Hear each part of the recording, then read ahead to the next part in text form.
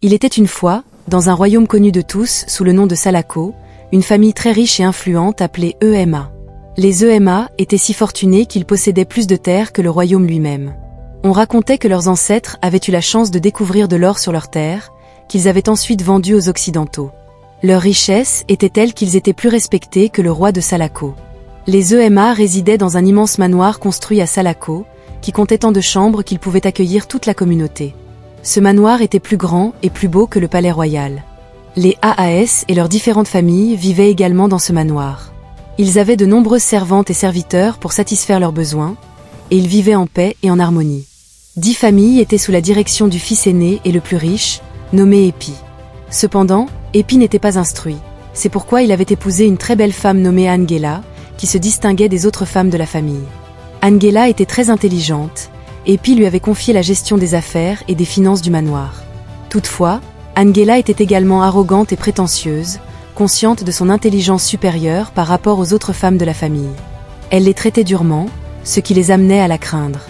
Elle devait la supplier pour tout, car elle était la femme du fils aîné, tandis que leurs maris étaient les frères cadets de son époux. Angela avait des servantes et des domestiques pour satisfaire tous ses désirs, vivant ainsi comme une reine. Elle était impatiente et cruelle envers quiconque osait lui manquer de respect. Tous les habitants du manoir étaient conscients de sa supériorité, et son autorité s'étendait même aux habitants de Salako. Bien qu'elle fût issue du manoir, chaque fois qu'elle se présentait dans le royaume, tout le monde tremblait en sa présence, comme si elle était la reine du village. Même le roi de Salako la respectait. Angela avait tout ce qu'elle désirait, sauf une chose, un enfant. Elle était stérile et n'avait pas d'enfant. Malgré de nombreuses années d'essai avec son mari Epi, elle ne parvenait pas à tomber enceinte. Ils avaient consulté tous les médecins, y compris les meilleurs du royaume de Salako et des royaumes voisins, mais aucun d'eux ne pouvait résoudre son problème de fertilité. Cela alimentait son amertume envers les autres femmes de la maison, qu'elle jalousait pour leurs beaux enfants.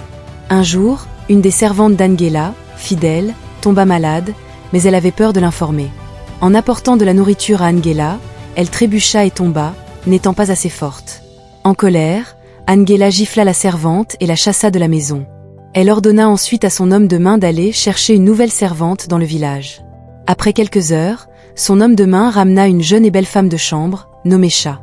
Cha n'avait que 18 ans, elle était orpheline et avait été abandonnée lorsqu'elle était bébé. N'ayant aucune trace de ses parents, elle avait grandi dans un orphelinat. À 17 ans, une famille l'adopta, semblant très gentille, et Cha accepta de partir avec eux. Cependant, quelques mois après son arrivée, la femme de la famille tomba enceinte et commença à maltraiter Cha. Ne pouvant plus supporter cette situation, Cha s'enfuit, mais ne pouvait retourner à l'orphelinat. Chaque jour, elle achetait des légumes bon marché aux agriculteurs pour les revendre à un prix plus élevé sur le marché, vivant dans une cabane abandonnée dans la forêt.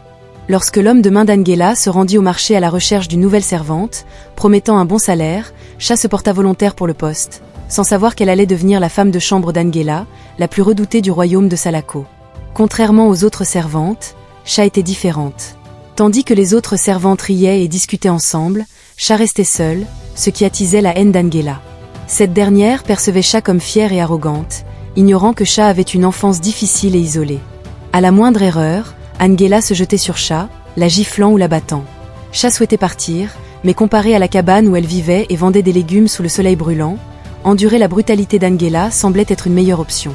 Un jour, Angela voulut prendre un bain chaud et demanda à Cha d'aller chercher de l'eau chaude.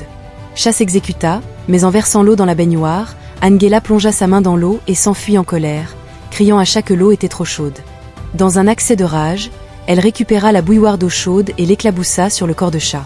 Celle-ci poussa un cri de douleur et retira rapidement son bras, tandis qu'Angela l'observait. Elle remarqua une tache de naissance sur le dos de Cha. Les autres servantes accoururent pour secourir Cha et l'emmenèrent d'urgence à l'hôpital, tandis qu'Angela restait figée, la tache de naissance ayant ravivé un souvenir amer et un secret qu'elle avait caché pendant de nombreuses années. Angela n'était pas née stérile. Adolescente, elle avait été envoyée vivre chez sa tante, mais sa beauté attira les avances du mari de celle-ci. Angela, encore jeune et confuse, dénonça le mari à sa tante. Cependant, la nuit suivante, celui-ci s'introduisit dans sa chambre et l'abusa, entraînant une grossesse.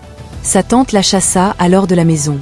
Angela souffrit et travailla sans relâche jusqu'à ce qu'elle donne naissance à une belle petite fille, mais des complications affectèrent son utérus. Trop jeune pour élever un enfant, elle déposa le bébé à l'orphelinat, le laissant à l'entrée. Avant cela, Elle marqua l'enfant d'une rare tache de naissance sur le dos avec un objet tranchant. C'était cette même tache que Angela avait vue sur le dos de Chat. Angela ne pouvait s'empêcher de penser à cette marque. Elle commença à avoir des nuits blanches, très perturbée, et décida de faire des recherches sur les antécédents de Chat en retournant à l'orphelinat.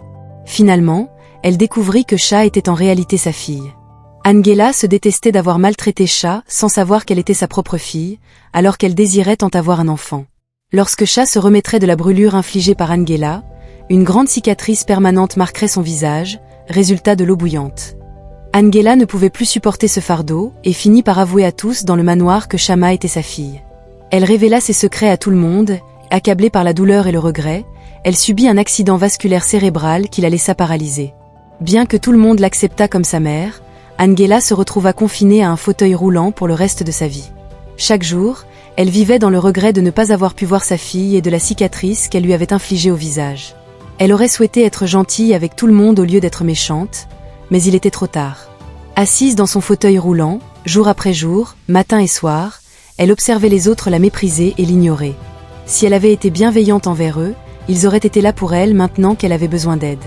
Ce qui était le plus triste, c'est que si elle avait été gentille avec Shama, son rêve d'avoir un enfant aurait pu se réaliser. En fin de compte, la morale de l'histoire était que personne ne savait ce que l'avenir réservait. On pouvait être roi aujourd'hui et se retrouver esclave le lendemain. Il était donc essentiel de traiter tout le monde avec amour, y compris ceux qui semblaient inférieurs, car on ne savait jamais ce que demain nous réservait et qui pourrait nous aider. Elle avait donc appelé à l'aide.